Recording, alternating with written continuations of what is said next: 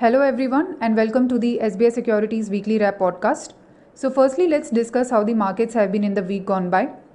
Indian equity benchmark indices scaled fresh record highs with Sensex and Nifty touching 74,453 and 22,602 levels respectively during the week. The market ended the week on a positive note with benchmarks gaining 0.8% each, while broader markets outperformed with BSE mid-cap and small-cap gaining 3.8% and 6.6% respectively.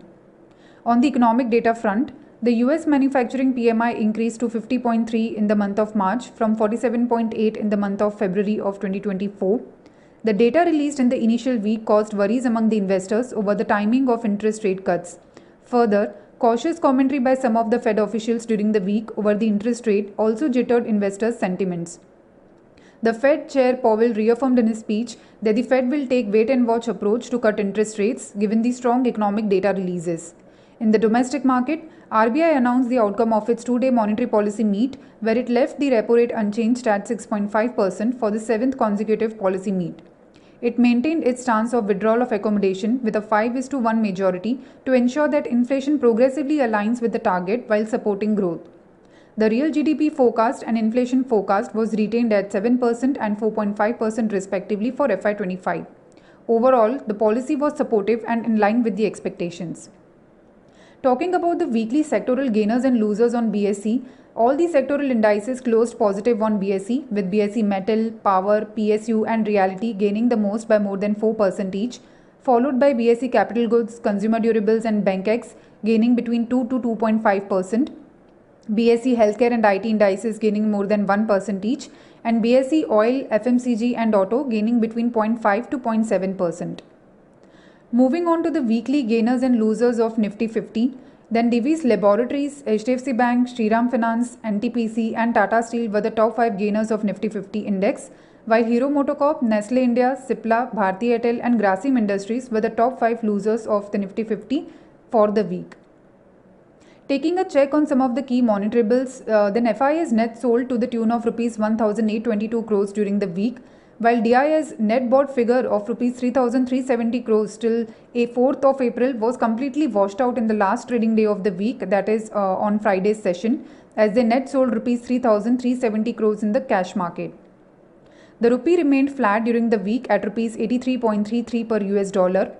Brent crude oil inched more than 4% higher during the week over potential supply chain disruptions due to escalating geopolitical tensions.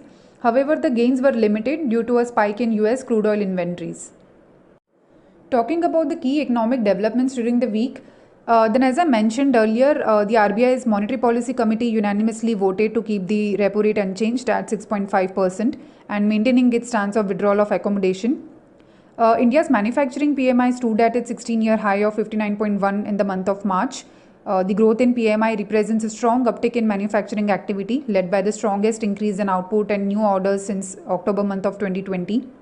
Also, India's services PMI recorded one of the strongest growth rates in 13 years, with PMI growing from 60.6 in the month of February to 61.2 in the month of March. The India's service sector was accelerated by strong demand and export orders and positive sales development. On the corporate development side, a couple of banks and companies came out with their quarterly business updates.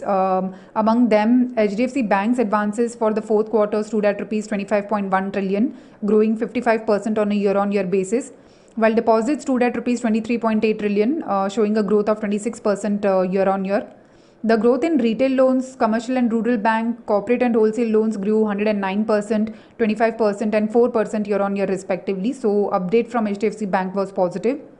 IndusInd Bank's advances stood at Rs 3.4 trillion, which was up 18% year-on-year, while deposits grew 14% year-on-year at Rs 3.8 trillion. The CASA ratio stood at 37.9% against 40.1% in the corresponding quarter of last year. So, the update was positive from IndusInd Bank as well. Then few auto companies declared their March month auto sales numbers, where Tata Motors reported sales of 2,65,090 vehicles, which was up 5.3% year-on-year across the domestic and international markets for the fourth quarter of FY24. The total commercial vehicle and passenger vehicle sales for March month stood at 42,262 vehicles and 50,297 vehicles respectively. M&M's March monthly sales stood at 68,413 vehicles, including exports, which was a growth of 4% on a year-on-year basis. The company's passenger vehicle segment recorded total sales growth of 12.9% year-on-year in the domestic markets. So update was positive from M&M. Hero Motocorp reported FY24 annual sales of 56,21,455 vehicles, which was up by 5.5% on a year-on-year basis. Sales for the March month stood at 4,90,415 vehicles, which was down by 5.6% on a year-on-year basis. Apart from this, few other stocks which were in focus were KEC International, as the company secured new orders worth rupees 816 crores across its civil, transmission and distribution and cables business verticals. So that was positive for KEC International. Some other companies which reported their quarterly business updates were Kalyan Jewellers. The company reported a growth of 34% for the March quarter and a growth of 31% for the FY24 in terms of revenue. The company added 10 new Kalyan showrooms in India and witnessed 14% year-on-year revenue growth in Middle East during the March quarter. So the overall update was positive from Kalyan Jewellers. A couple of real estate companies also declared their business updates for the March quarter, where Macrotech Developers reported highest ever quarterly pre-sales of rupees 42.3 billion in the March quarter, which was up 40% on a year-on-year basis. Collections stood at rupees 35.1 billion, which was up 20% on a year-on-year basis. So strong business updates was released by Macrotech Developers. Soba Limited reported 4Q FY24 sales value of rupees 1,504 crores, which was up 2.8% year-on-year, with average price realization growing 13.5% year-on-year to rupees 11,230 per square feet. During FY24, sales area grew 7.7% year-on-year to 6.1 million square feet and achieved its best ever annual sales of rupees 6,644 crores, which was up 27.8% on a year-on-year basis. Average price realization in FY24 grew by 18.7% year-on-year to rupees 10,922 per square feet. So overall, the business updates from Soba Limited were kind of muted. Puravankara reported highest ever annual sales value of rupees 5,914 crores, which was up 90.3% year-on-year in FY24. Average price realization during FY24 increased by 1.9% year-on-year to rupees 7,916 per square feet. So overall update from Puravankara was neutral to positive for the stock. Apart from this, Avenue Supermart's four quarter FY24 standalone revenue grew 20% year-on-year to rupees 12,393 crores. The total number of stores as of fourth quarter FY24 stood at 365. NMDC reported total sales and production volumes of 3.96 million tons and 4.86 million tons respectively for the month of March 2024. The total sales and production volumes of iron ore in FY24 stood at 44.48 million tons and 45.1 million tons respectively. So the update was kind of neutral for NMDC. Apart from this, NALCO reported cast metal production at 4.6 lakh metric tons, metal sales at 4.7 lakh metric tons, and bauxite excavation at 76 lakh metric tons for FY24. MOIL achieved its highest ever production and sales volume of 17.56 lakh metric tons and 15.36 lakh metric tons, showing a growth of 35% and 30% year-on-year respectively for FY24. So that was positive for MOIL. Now, in the pick of the day call segment, during the week, we have given one call on Gujarat Pipavav. The call is given at a price of rupees 224.6 for the target of rupees 258.3. So, Gujarat Pipavav port is a private sector port on India's west coast, located at Pipavav in Gujarat. It is operated by APM Terminals, which has one of the world's most comprehensive port networks. It has robust infrastructure with strategic location. The Pipavav port lies on a strategic international maritime trade route connecting India to various key export markets of India like the Middle East, Africa, Europe and Americas. Pipavav port has recorded an impressive growth in its RoRo volumes, that is car export and import. The 9-month FY24 volumes have stood at 62,939 units, which are 149% higher than on a year-on-year basis. The port is strategically located near the key automobile hub of Sananand in Gujarat and should be an indirect beneficiary of the expected increase in export volumes of cars in the coming years. So, we have these were the broad investment theses for Gujarat Pipavav.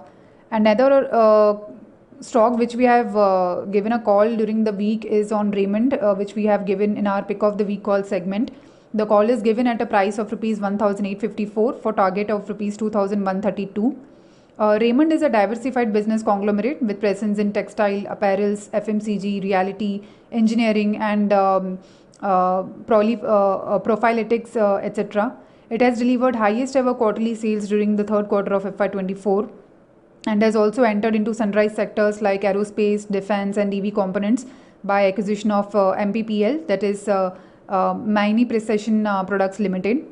The company is also looking to demerge strategic businesses to unlock the shareholder value. Also, real estate vertical continues to demonstrate sustained demand. During the third quarter of FY24, Raymond has signed 2 JDAs in Thane land development, which has a total revenue potential of rupees 25,000 crores. Now, finally, talking about the market outlook for next week. So, in next week, the earnings season will officially kick off with IT behemoth TCS declaring its March 2024 quarter results, which will set the tone for rest of the IT packs.